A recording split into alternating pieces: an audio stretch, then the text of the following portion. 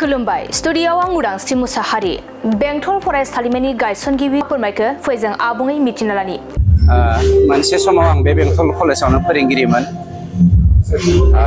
समनि गिदिंनायाव बेंटल कलेजखौ नागारनानै आं बेंटल कलेजनिफ्राय जागारना थांदोंमोन। नाथाय दिनै आरो बेंटल कलेजाव आं जेबो गभर्निं बडिनि आफादगिरि जानानै दिनै बे कलेजनि जौगाथायनि थाखाय खामानि मावनो हेफाजाब होनो मोनदों। बेखौ आं इसोरखौ हामबाय होनदों बेखिनि खाबुखौ आंनो होनायनि थाखाय।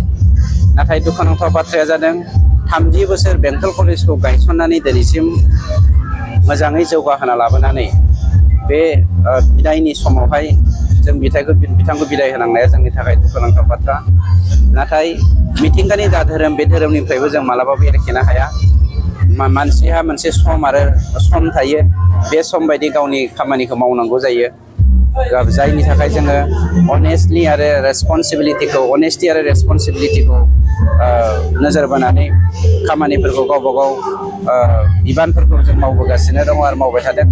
बिथाङाबो बिदिनो 30 बोसोर मावलांदोंमोन आरो दिनैनि बेलायाव जों बिथांखौ रिटायार जानाय हिसाबै आजिरा लानाय सान हिसाबै जों बिथांखौ बिदाय होदों।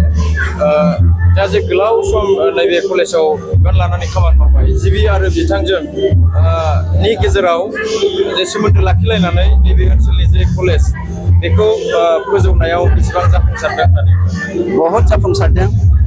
मानोना बङाइगावनिफ्राय दादगारि ओनसोलसिम बे फ्राय 30 किल'मिटार जानथायनि गेजेराव जोंनो गंसे फरायसालिमानि गोनांथि जादोंमोन आरो बेखौनो हमदांनो हानानै बेंटल, थुक्राझार, रानिखाता गासैबो हालामनि जों निसिमानि मानसिफ्रा जथायै लोगो नांनानै बे फरायसालिमाखौ गायसननायनि थाखाय सावरायनायनि जाउनजों थांनाय 30 बोसोरनि सिगां बे फरायसालिमाखौ गायसनदोंमोन आरो बिथाङा बे समाव प्रिन्सिपाल हिसाबै मावबोबाय थादों। दिनै रिटायार जाबाय आरो आंबो थांनाय 4 बोसोर बे फरायसालिमानिनो गभर्निं बडिनि सासे चेयारमेन जानानै कलेज जौगानानै बिथांजों लोगोसे थाफाना खामानि मावनो मोननायनि थाखाय गोजोननाय मोनदों।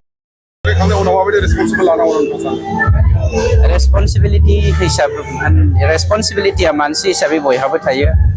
प्रिन्सिपाल हिसाबै बिथांनि जा बिबान रेसपन्सिबिलिटि बिथाङा बेखौ मावबोबाय। दा आजिरा लानानै गाव मा डिसिसन लायो बे बिथांनि सायाव। जों मोजां आसा खालामदों जोंहा बिथांनिफ्राय गोबां सोलोंबावनो गोनां दंबावो। 60 बोसोर जादोंबाबो मानसिया 80 बोसोरसिम हारिनि जौगाथायनि थाखाय सार्भिस होनो हायो आरो बर' हारिखौ गेरेमसा हारि दानायाव बिथाङा 30 बोसोर जेरै हेफाजाब होबोदों, जों फैगौ समफोरावबो गावनि जिउ थासेयाव मावलांबाय थागोन होननानै आसा खालामदों।